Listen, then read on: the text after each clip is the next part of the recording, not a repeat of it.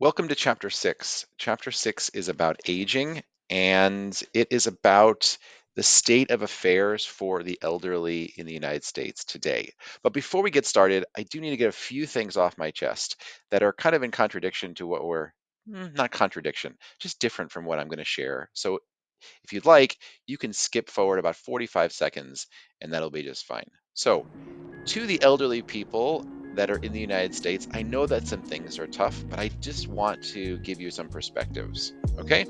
Um, Today's elderly have experienced the most prosperous era ever in the United States. If you look at the stock market today as compared to what it was in 1960, it has more than quadrupled. Okay. The elderly today are the richest generation ever. Okay, if you look at the average elderly person today, they are so much more wealthy than we've ever seen in the United States. And their agenda has been to lower taxes. Okay, so if you look at the migration of people from the industrial states, that's New York, that's Pennsylvania, that's Illinois, that's Michigan. Where have they gone? They've gone to areas that have lower tax rates. Okay, and so what that's done is it's bankrupt the housing and the education of those places and those states because they've moved out of there, right? And so for the young, okay, they have acted to reduce affordable housing for the rest of us, and then they wonder what's going on with younger generations. Okay, remember that they have created corporate America while starting out in the 1960s with the hippie era, and it's all about free love and living off the land and kind of like down with the man. That same generation then went on to create the most efficient, money focused generation and economy ever. They introduced very high divorce rates into the mainstream. They brought most women into the workforce, and they've watched college and healthcare costs skyrocket. So that's off my chest now. Let's move on to the rest of the chapter. So one of the things that doesn't get as much news coverage as it probably should is the increasing number of elderly people and the effect that that is going to have on the United States, on the individual older person, and just on the United States in general, because we have more elderly people as a real number than we've ever had before. And as a percentage, we have more elderly people than we ever have before. Okay. Now, why has this happened? Well, we've gotten really good at healthcare, and we also understand what causes people to die, right? Things, right? And so we're just more aware, eating vegetables, taking your vitamins, being active, these things keep you alive. And so add those up with, amazing surgeries and chemotherapies and things like that, you know, um, and so we are living longer. It's a great time to be alive because you have much more likely to live into your 80s, 90s than you ever have before. And so, but what does it mean even to be old, right? This is something that, our book kind of starts out with the idea that age is sociological. Sure, it's biological too, like how many winters have you seen? But what does it mean to be old? Well, today, what it means to be old is kind of in the 60s, but in previous generations, when most people didn't live to be 60, then older probably would have been 50. And if you go back into the Middle Ages, when most people were dying before they hit 35, then being older would have been into the 30s, right? But speaking of the Middle Ages, back in the Middle Ages, people were lying about their age just like they lie today. The difference is that people actually were lying, saying they were older.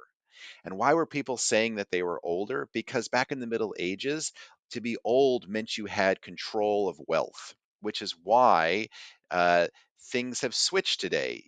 A conflict theory talks about how today we don't have respect for the elderly today, and that is because the elderly don't control the wealth like they did back during the Middle Ages, right? And so there are a few exceptions. For instance, Japanese people still have a great respect for the elderly. But, in the United States, the old want to look young. And in fact, I mentioned we're lying about our age. We're lying to say that we're younger. And why are we doing that? Because the wealth, the owning of the farm, which you get to pass down to your heirs. And so they would want to make sure that they were in good relationships with the elderly people so that when they died, they would hand control of the wealth to them. But today, that isn't really happening. And so that's what conflict theory says has happened to the respect, right? But so the idea that like when are you older, right? And I always think like what is old is 10 years older than me, right? So when I was 13, to be like 25 was old. And now that I'm in my 40s, like 50 in 55 is old. I am sure that when I get there, when I get to be 70, if I live that long, that 80 will be old and 70 will not, right? It's like a moving goalpost. And this is the idea that sociology says that society gets to decide when people are old and when they're not. So all right. So we talked about what the conflict theory says, but you could say, like, okay, well, what is the role in society of the elderly? Since we're going to have a whole lot more of them, and we do have a whole lot more of them than we ever had before, what do you do? Right. And so functionalists say that the role is to disengage. That sure, there's a passing on of wisdom and you want to kind of guide, but it's also about disengagement from society. And where is there evidence for that? Well, you think about retirement. What is retirement about? Retirement is about disengaging from the workforce. And most people, decide that they want to disengage from the workforce at about 65. That's kind of when Social Security has traditionally kicked in, and people, end up spending a lot more time alone, and they end up they're not as social as they were, which by the way is deadly. They did some research on this and they found out that when you don't engage with people, when you're alone, it's the equivalent of smoking about a half a pack of cigarettes a day. And so don't do that. Don't let your elderly family do that. It is not good for their health. um, in symbolic interactionists talk about how we have a real preference for youth. This is why when you go into Walgreens, what you will find are rows and rows of products to make you look younger, things to color your hair, things to take away the wrinkles and the age spots, and vitamins to take to give you a youthful appearance, give you more energy, things like that, because we believe that what it means to be elderly is to mean that you are not technologically savvy, that you're not smart, that you are perhaps respectful and you have an honor for your word, but apparently that doesn't overcome employers' desires to have somebody who's young and ambitious, which is what we associate with being of a young age. And some places you see more of this than others. Like if you were to go to apply for a tech job, I would have a hard time getting that because I'm in my 40s. Whereas maybe other jobs, like if I was going to be I don't know, an accountant, maybe my age wouldn't count against me as much. So what else are we talking about? Feminism is going to focus on the fact that when it comes to aging and looking old, that we focus more on women's aging than we do on men's. And so because society looks to women and says, you need to be beautiful, and it looks to men and says, you need to be rich, then aging hurts women more than it hurts men. Because typically, as you get older, you earn more and you have more money, right? You make mistakes and you kind of figure out those things. And typically, as you get older, your salary increases, whereas our appearance tends to go down, right? We don't usually get more beautiful as we get older into our 40s and 50s and 60s. That is why actresses and models have to spend a lot of time trying to maintain their youth. Here's a picture of Nicole Kidman. She's about 54 when she takes this picture, and she does not look 54 to me, because she has taken the cues from society or her manager or whoever is in charge of her appearance and says, hey, we need to make you look about half your age if we can. So let's look at some conditions that are affecting the elderly today. There is poverty among the elderly, just like there's among every group. However, it's about little less than 10% on average, which is about twice the amount.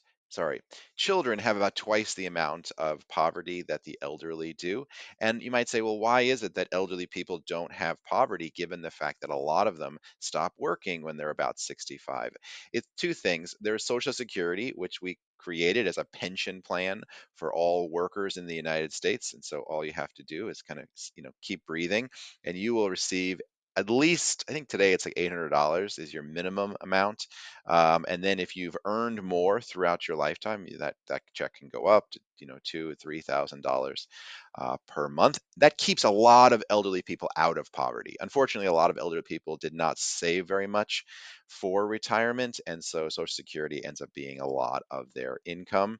And the other thing is healthcare costs.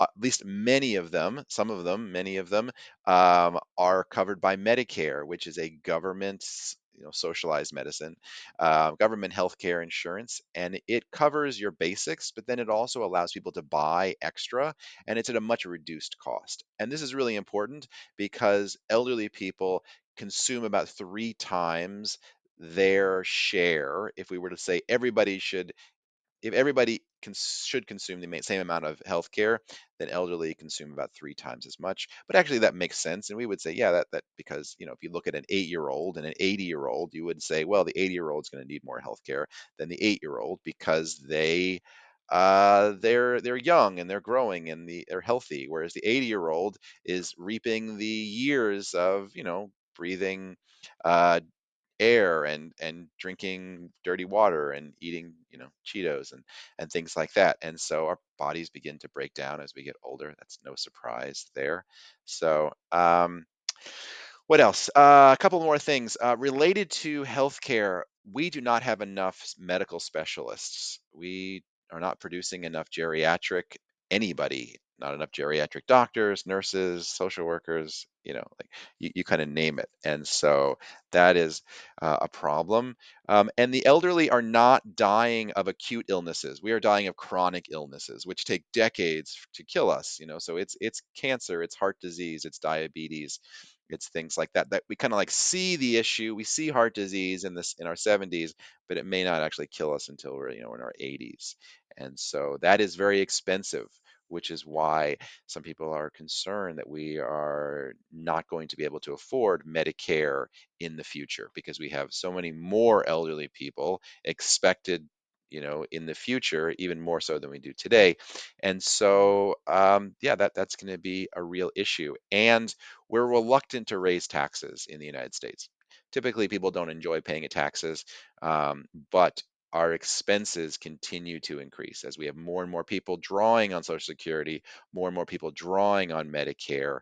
We're going to need to fund those things in order to keep going. So, alrighty. Well, thank you for watching this chapter.